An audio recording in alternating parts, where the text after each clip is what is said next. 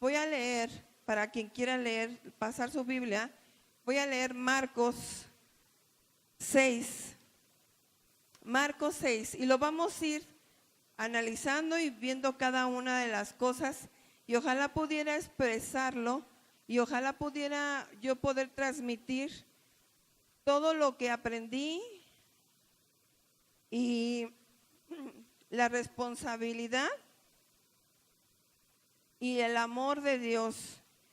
La primera parte, en primero de Marcos 6, dice: salió Jesús de ahí y vino a su tierra, y le seguían sus discípulos. Y llegando el día de reposo, comenzó a enseñar en la sinagoga. Y muchos oyéndole se admiraban y le decían: ¿de dónde tiene estas cosas? ¿Y qué sabiduría es esta que él les da? Estos milagros que por sus manos son hechos. ¿No es este el carpintero, el hijo de María, hermano de Jacob, de José, de Judá y de Simón? ¿No están también aquí con nosotros sus hermanas? Y se han escandalizado de él.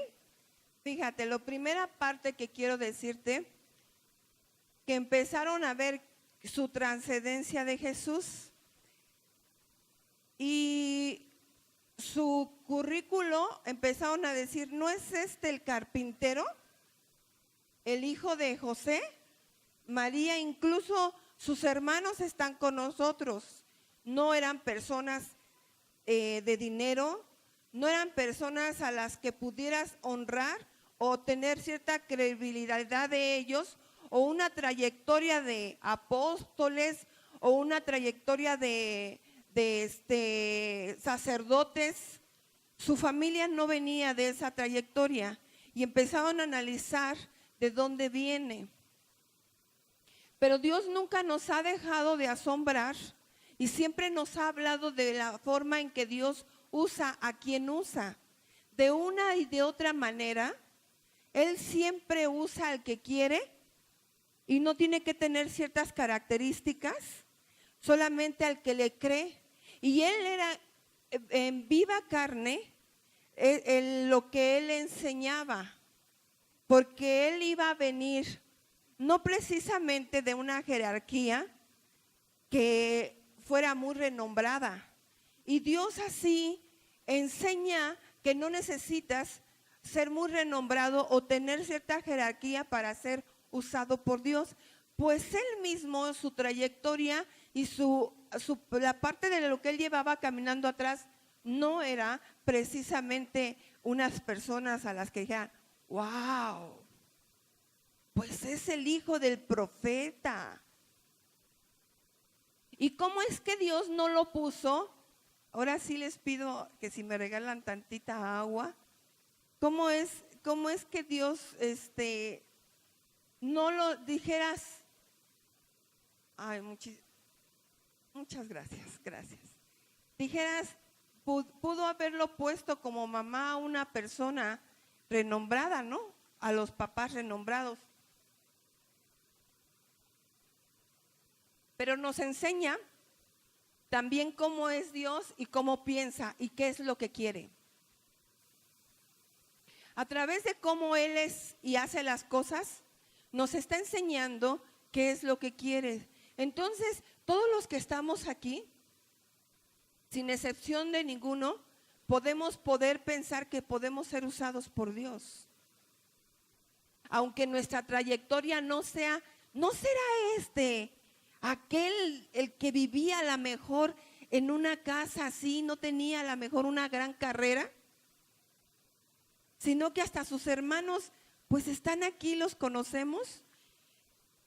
Esto nos indica que Dios quiere que tu forma de pensar no sea medida a lo que sabes ni conoces, sino que tiene que hacerse creer en Dios.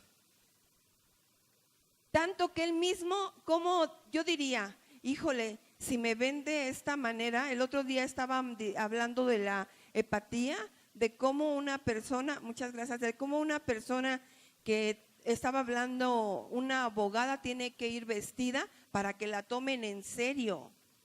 Y cómo también de repente tiene que bajar a un nivel de maestría para que no haga a las personas como que no me junto con ella porque es muy. Entonces Dios quiere hacer apatía con la que Él dice, vengo a los menospreciados. Yo vengo a los que no tienen gran nombre. Yo vengo a los heridos, yo vengo a los enfermos. Eso es a lo que viene Dios. Por eso empiezan a decir, no es este. Y empieza un currículo y me quedé en qué parte. Más Jesús les decía, voy en el 4, más Jesús les decía, no hay profeta sin honra, sino en su propia tierra, entre sus parientes y entre su casa. Esto, y no pudo hacer ahí ningún milagro, salvo que sanó a unos pocos enfermos, poniendo sobre ellos las manos, y estaban asombrados de la incredulidad de ellos, y recorrió las aldeas de alrededor enseñando. ¿Qué era lo que impedía que la mano de Dios se moviera? Incluso era una incredulidad que Dios mismo se asombraba. ¿Qué crees que impide que la mano de Dios se mueva cuando Dios dice que te puede usar? Que tú eres un instrumento para Dios. ¿Qué crees que impide que las promesas de Dios se cumpla cuando te dice que todo lo puedes en Cristo? Pues Él mismo te fortalece. ¿Qué crees tú que impide que entonces no seas usado y no hagas lo que la palabra de Dios dice que eres? ¿Qué crees que sea? ¿Qué es? Por eso Dios no hizo muchos milagros por causa de la incredulidad de ellos. Y eran los mismos parientes los que dudaban, su mismo pueblo. ¿Quiénes somos nosotros? ¿No su pueblo? Aguas. Porque no sea que en su mismo pueblo Dios no esté sin honra y no sea un profeta para nosotros.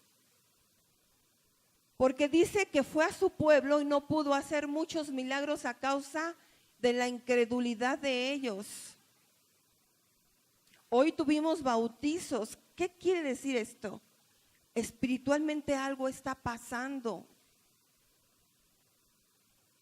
No vemos nada, nada más vemos sumergir. Yo he ido a la alberca y he nadado. Y no por eso estoy bautizándome. Y se asombró. Y es por eso que muchos cristianos de su pueblo no creemos en Dios, aún que nos hablen y nos hablen de Él. Características. Dios te puede usar. ¿Qué es lo que hace que Dios no te use?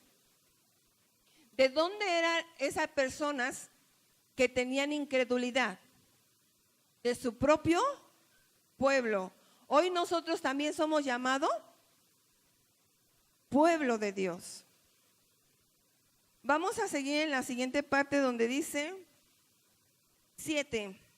Después llamó a 12 y comenzó a invitarlos de 2 en 2 y les dio autoridad sobre los espíritus inmundos y les mandó que no llevasen nada para el camino, sino solamente bordón, alforja, ni pan, ni dinero, ni cinto, sino que calzaran sandalias y vistieran una túnica. Y le dijo, donde quiera que entres en una casa, posad en ella, hasta que salgas de ese lugar, y si algún lugar no fueron recibidos y no oyeren salir de ahí, sacudir el polvo que está debajo de vuestros pies para testimonio de ellos. De cierto te digo, para los de Sodoma y Gomorra, perdón, me equivoqué. Digo que en el día de juicio será más tolerante el castigo para Sodoma y Gomorra. Veamos dos actitudes de cuando Dios visita, de cuando Dios usa a personas para pastores. Hoy mismo me está usando a mí para anunciarles la palabra. Y dice, ve y anúnciales las buenas nuevas de salvación. Y le dio autoridad. Y yo viendo esto le dije a mi esposo, si Dios nos dio autoridad, al rato vamos a ministrar sanidad.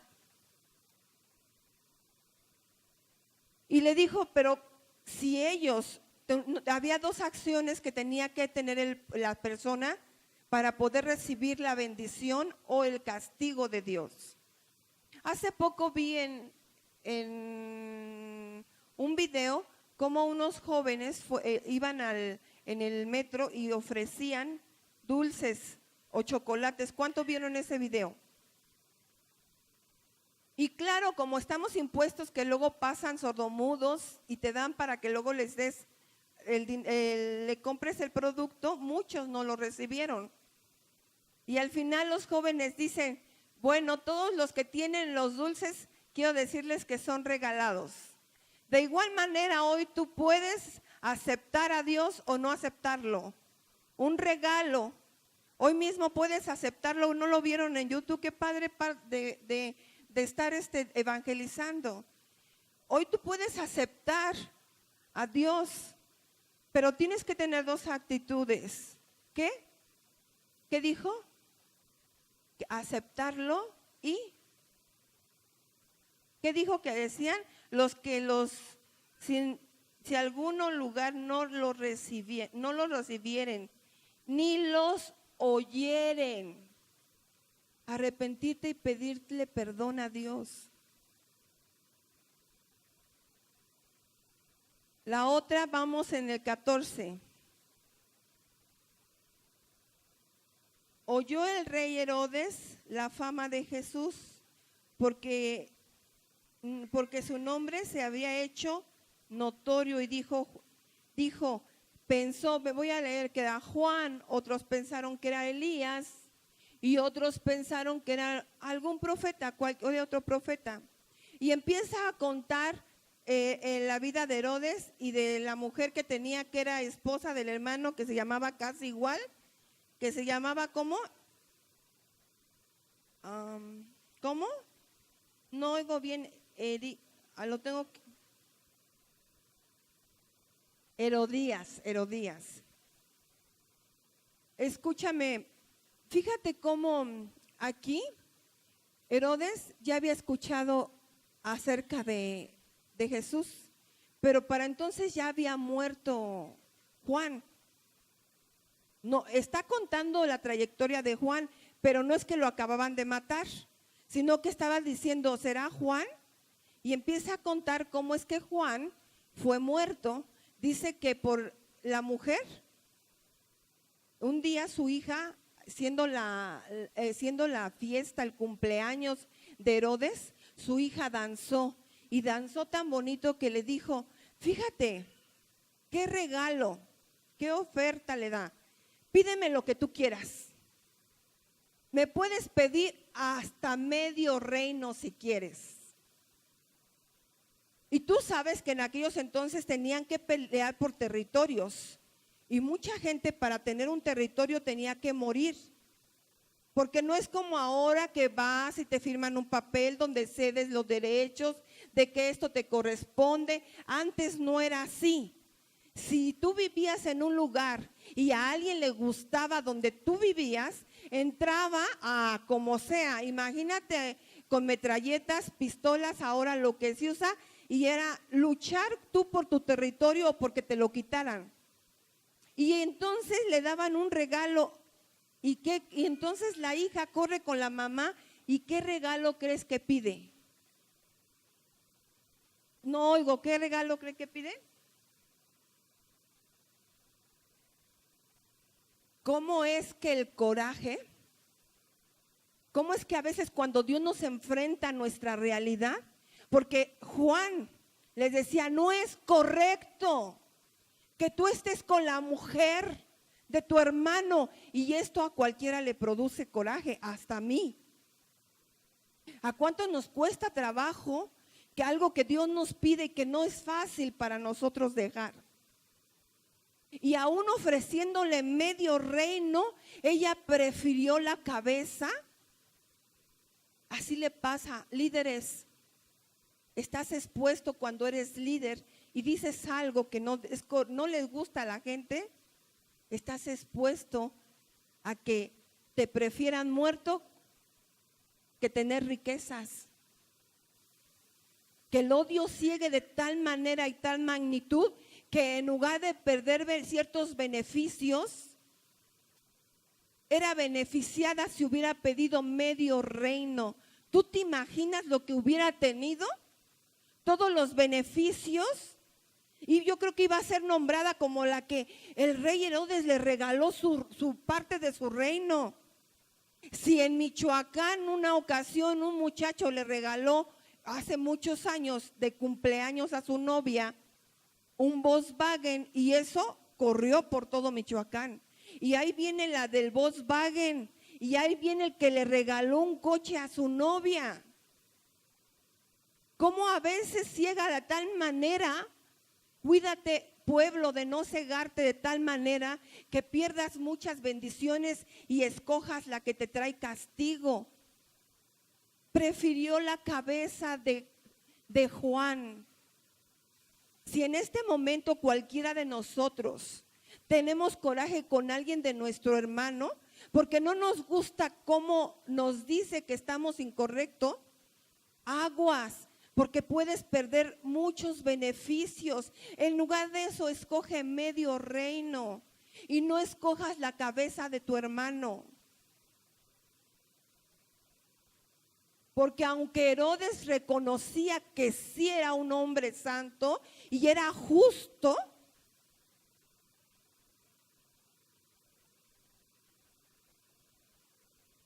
le cortó la cabeza.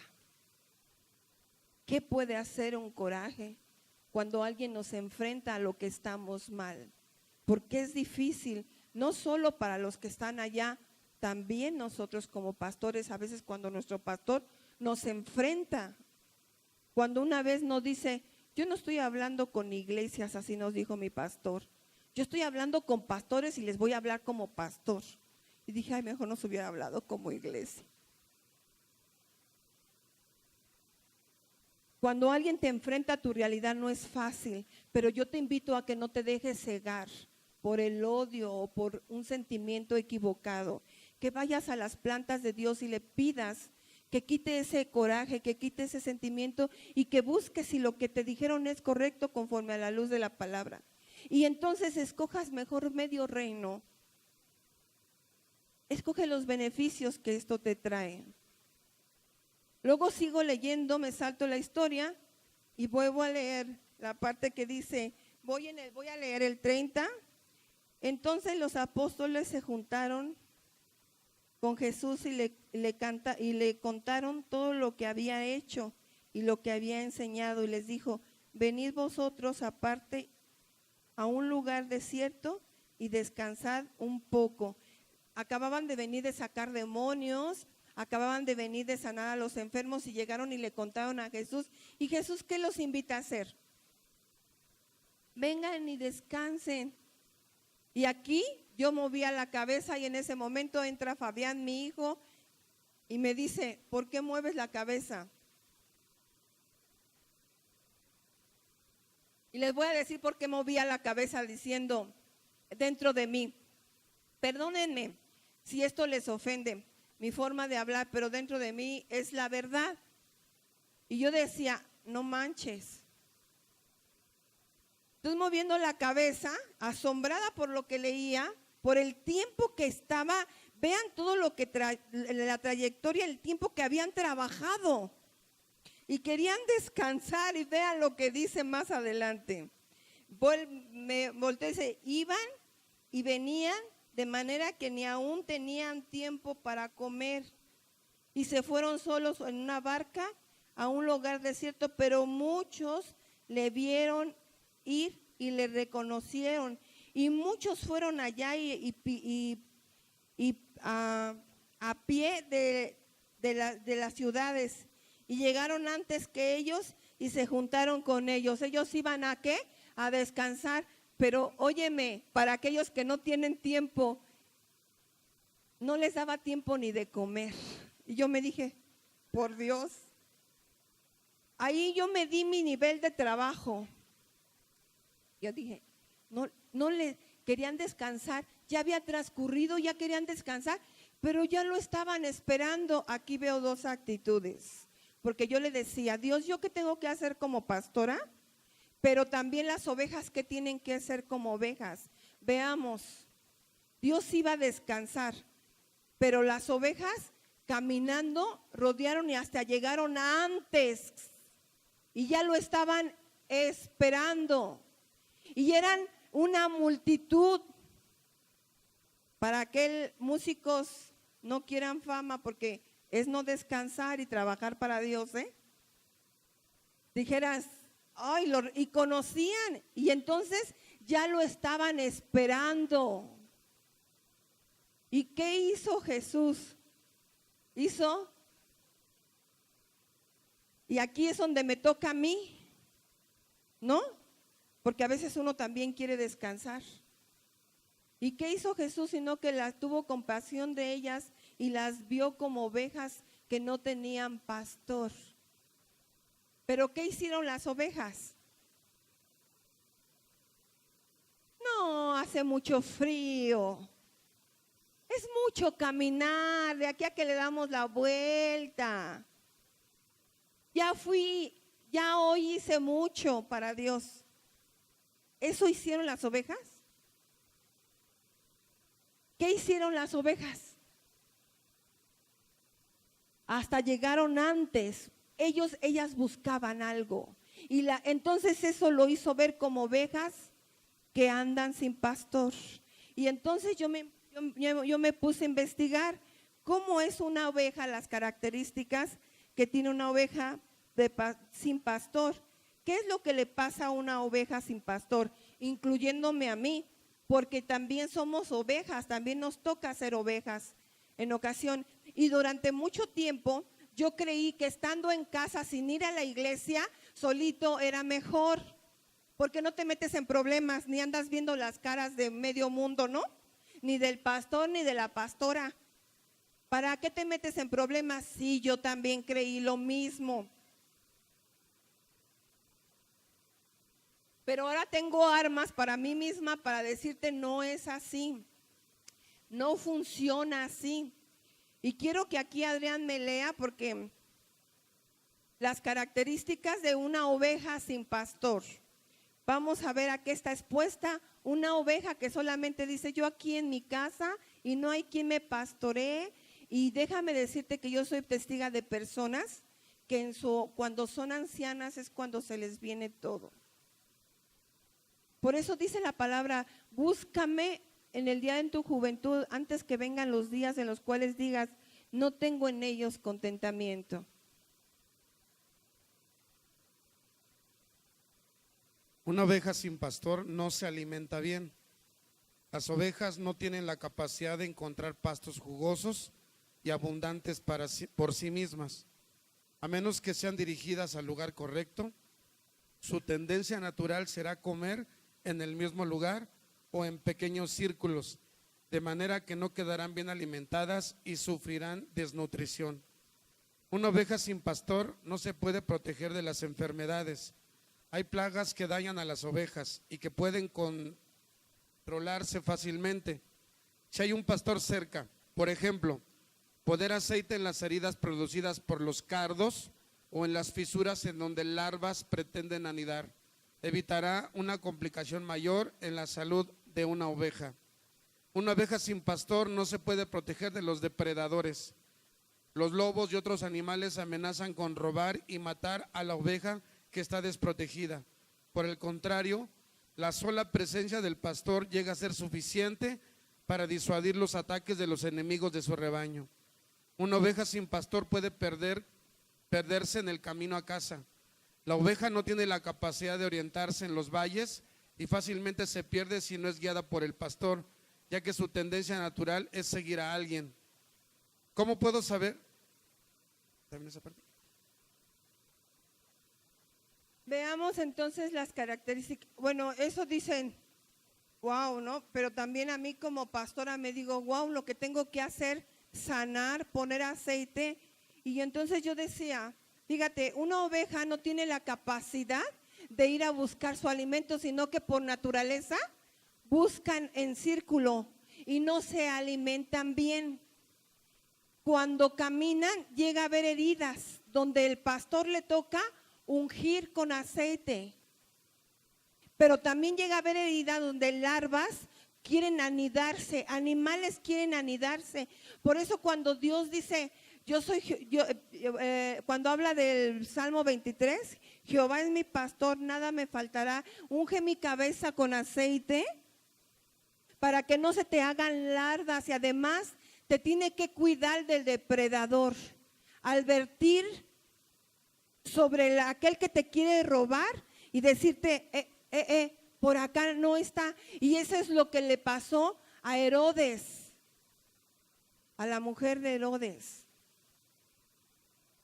Pero las vio como ovejas que no tienen pastor.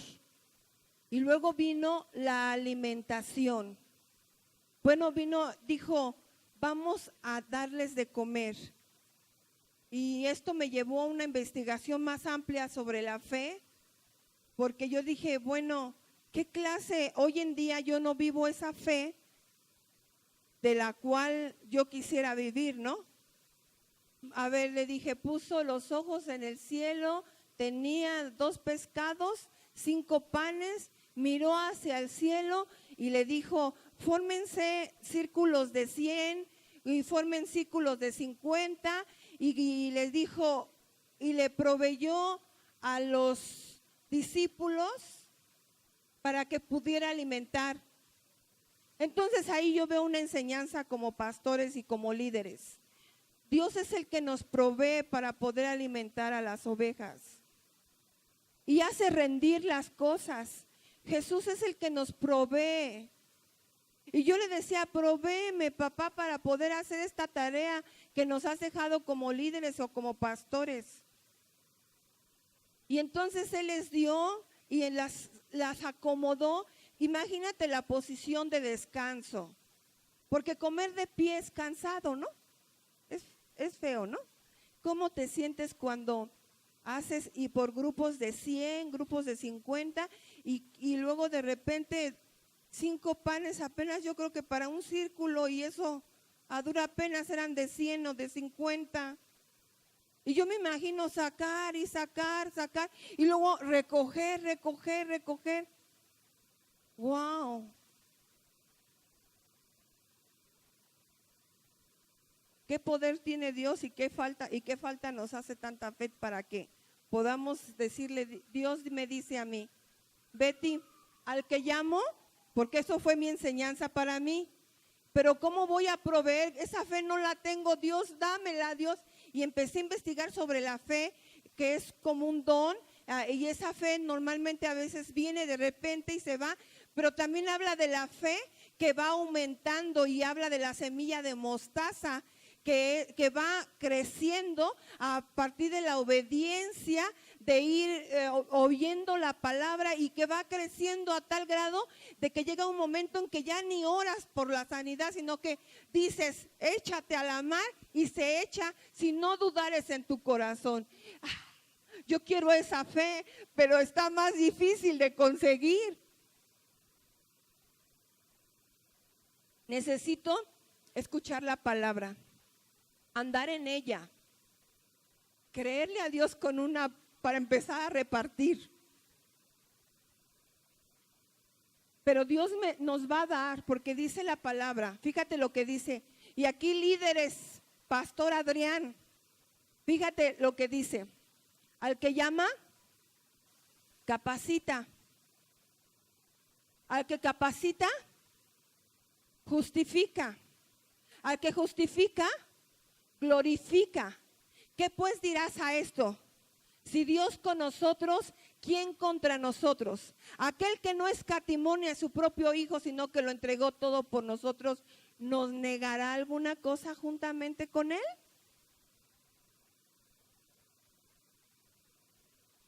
Entonces me di cuenta que yo tengo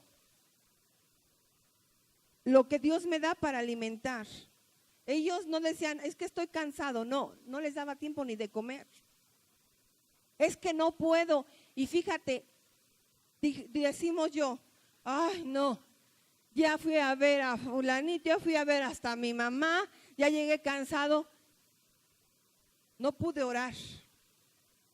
¿Qué crees que hizo Jesús todavía? Se dio el tiempo para orar. Y yo me acordé de otra parte de la palabra que dice que fue escuchado por su ruego reverente. Dios rogaba también. Entonces nosotros que decimos, no me dio tiempo de orar, hoy quítate esa barrera. Porque ve toda la trayectoria que ni había comido y todavía ¿qué fue a hacer? Y mandó a los discípulos, si tú sigues leyendo, los mandó. Y eso me gusta mucho y con esto yo quisiera terminar. Los mandó a que se fueran. Y estaban, ¿cómo se le dice a eso? Remando. Pero era difícil remar. ¿Sabes por qué? Si lo sigues leyendo, estaba difícil remar porque el aire venía en contra.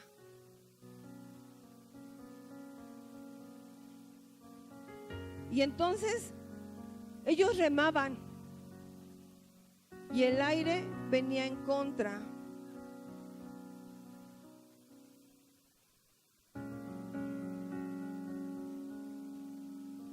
Era como cuando ya estabas cansado, pero tienes que orar, es en contra de tu naturaleza porque tu naturaleza está cansada. Y es en contra de lo que tienes que hacer y remaban. Pero ¿qué hace que eso se volviera más fácil? ¿Qué hace que ese contrario se quitara? Cuando vieron a Jesús caminar sobre las aguas. Lo primero que hacemos es tener miedo a que Dios me vaya a quitar esto, a que Dios me vaya a quitar lo otro. Ayer fuimos con una hermana y no siempre, y a veces predicamos, y no siempre tiene que ser sufrimiento. A veces es cuando no entendemos. Pero ayer me decía una hermana que después de batallar varias veces con su hijo, un día le dijo a Dios, ¿sabes qué, Dios? Ya te lo voy a dejar. Y su otro hijo le dijo, ¿estás segura? ¿Tienen miedo? ¿Sí o no? ¿Qué creen? Le tengo una noticia, a mí me pasa igual. De verdad. Comprendo exactamente porque a mí me pasa igual. Tuvieron miedo y creyeron que era un fantasma. ¿Tú crees? Pero él dijo, no, soy yo. Y cuando llegó, ¿qué pasó? El aire dejó de estar en contra. El aire dejó de estar en contra. Yo no sé cómo estás remando y todo viene en contra. Aún tú, porque decimos, Dios, soy un pecador. Eso es una persona que no tiene fe. Porque la palabra de Dios dice que si pedimos perdón, Él nos perdona y nos limpia de nuestra maldad. ¿Cuántas veces he enseñado que la maldad es la infección que produce el pecado. No eres tú, sino una ley que está dentro de nosotros, que nos obliga a pecar. Pero cuando vemos a Jesús, a veces tenemos miedo que lo que Jesús quiera esté en contra de lo que nosotros soñamos. Y muchas veces Dios viene a apoyar tus sueños, a subir, porque Dios tiene pensamientos de bien y no de mal para nuestra vida. Yo no sé si tú te sientes cansado de a veces remar en esta vida, contigo mismo. A veces se cansa uno de luchar con uno mismo. Señor, ¿hasta cuándo voy a tener esa fe? Dios, quita esto de mi corazón. Quiero amarte más que seas el número uno, como dice la palabra, con todas mis fuerzas, con toda mi alma, y a mi prójimo como a mí misma.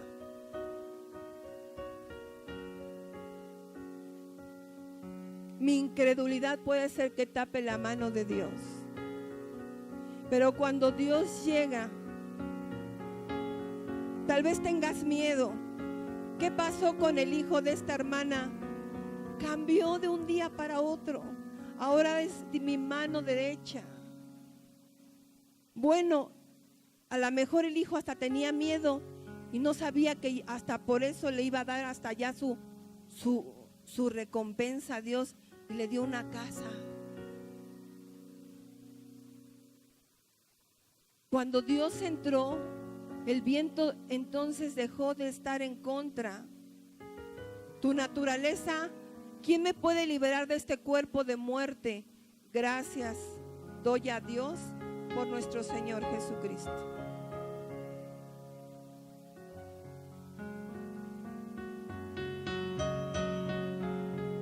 Vamos a tomarnos un tiempo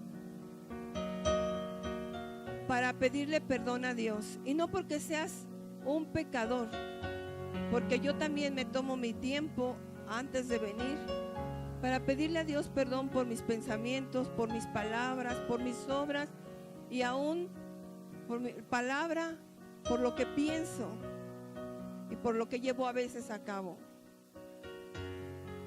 A veces un gesto, a veces una palabra hiriente, a veces te enojaste con justa razón, pero el enojo no viene de parte de Dios. Entonces pidamos perdón. Y después vamos a hacer la tarea, líderes, los que están sanos, vamos a ungir con aceite a los enfermos. Porque como pastores de líderes es nuestra tarea. Hoy oí en la oficina alegar no estaban peleando, a Mariana y Alicia. ¿Y sabes qué se estaban disputando? No vas a creer, pero le doy gracias a Dios por eso. Vino una alma nueva y luego fue la otra y le dice: Alicia, es mía, yo la voy a discipular. Luego le dice: a ver, ¿quién es? No, creo que esa ya era mía,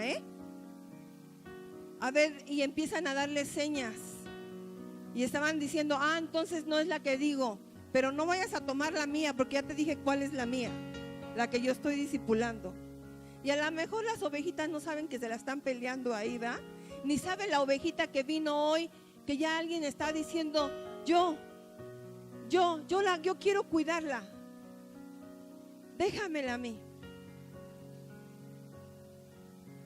Cierra tus ojos. No tengas miedo, es Dios quien está aquí. Dios no viene a ponerte el viento en contra, sino viene a apaciguar ese viento que va en contra.